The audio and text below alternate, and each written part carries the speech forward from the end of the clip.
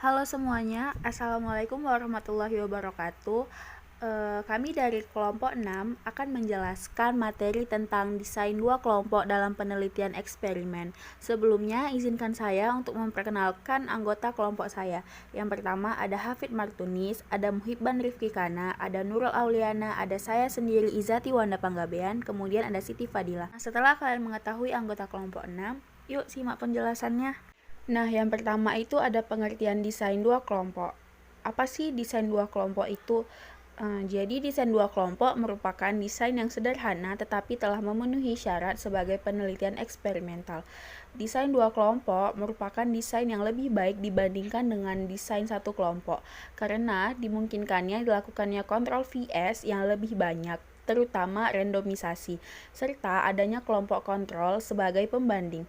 Kemudian, desain dua kelompok merupakan desain yang bersifat eksploratif karena kita dapat mengetahui apakah variabel bebas mempengaruhi terhadap variabel terikat. Selanjutnya ada kegiatan dalam desain dua kelompok. Yang pertama, mengontrol VS. Yang kedua, memberikan variasi variabel bebas yang berbeda kepada setiap kelompok penelitian. Yang ketiga, mengukur varians antar kelompok atau VAK dan varians dalam kelompok atau VDK. Yang keempat, membandingkan varian antar kelompok terhadap varian dalam kelompok. Selanjutnya ada jenis-jenis desain dua kelompok. Yang pertama ada static group design dengan rumus yang telah tersedia. Desain ini disebut static group design pada Robinson tahun 1981 atau non-equivalent post-test only design dalam Christensen tahun 2001 karena tidak dilakukan randomisasi untuk membentuk kelompok KE dan KK, sehingga kedua kelompok dianggap tidak setara. Pada desain ini, peneliti hanya dapat memberikan variasi tertentu pada KE dan memberikan variasi lain atau tidak memberikan variasi apapun pada KK.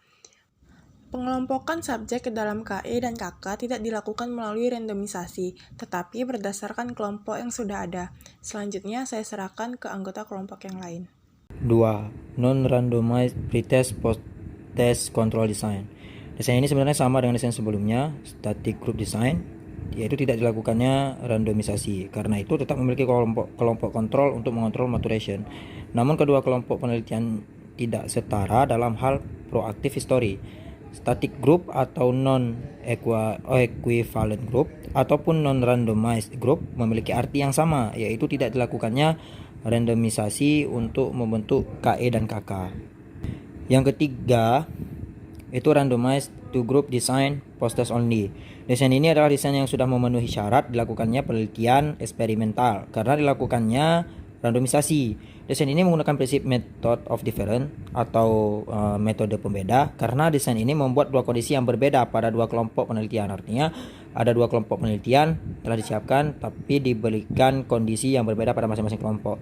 Adapun untuk menghitung uncorrelated data atau independent sample t-test dengan menggunakan rumus sebagai berikut yang tertera. 4. Randomized matching two group design.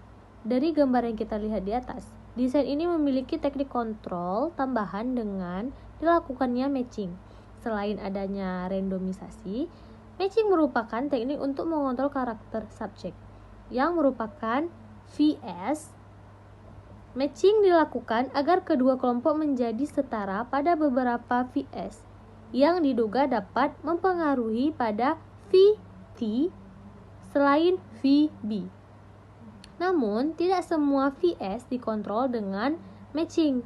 Analisis yang digunakan adalah Pride Sample Collection Data t-test dengan rumus sebagai berikut. 5. Pretest post-test control group design. Dari gambar di atas, desain ini melakukannya randomisasi sebagai kontrol terhadap proactive history untuk mensyaratkan key A dan key K. Dibandingkan dengan randomized two group design, post-test only ini, desain ini memiliki kelebihan karena adanya kontrol konstansi. Untuk menganalisis pengaruh VB terhadap VT, dilakukannya analisis statistik yang sama dengan randomized two group design, yaitu menggunakan uncurted data, independent sample t-test. Namun, skor yang dijadikan perhitungan adalah gain score, yaitu selisih antara skor post-test dan pre-test. Analysis of Conference Control Group Design terdapat sebuah rumus, yang mana rumus tersebut bisa teman-teman lihat di layar. Kemudian motivasi berprestasi. Penelitian mengenai motivasi berprestasi dimulai dengan penelitian yang menggunakan Thematic Apprehension Test atau TAT.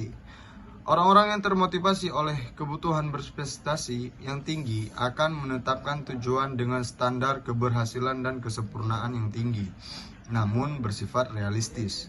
Orang-orang yang berfokus pada tujuan mendekati adalah mereka yang memiliki tingkat kesejahteraan terhadap psikologis yang lebih tinggi, kesehatan yang lebih baik, dan memiliki keintiman dan hubungan seksual yang baik dibandingkan orang-orang yang berfokus pada tujuan menghindari. Sekian presentasi dari kelompok kami. Selanjutnya dilanjutkan oleh moderator. Terima kasih. Nah, begitu saja penjelasan video kami tentang desain dua kelompok. Semoga bermanfaat. Jangan lupa untuk like, comment, share, dan subscribe. Dan sampai ketemu di video pembelajaran berikutnya. Assalamualaikum warahmatullahi wabarakatuh.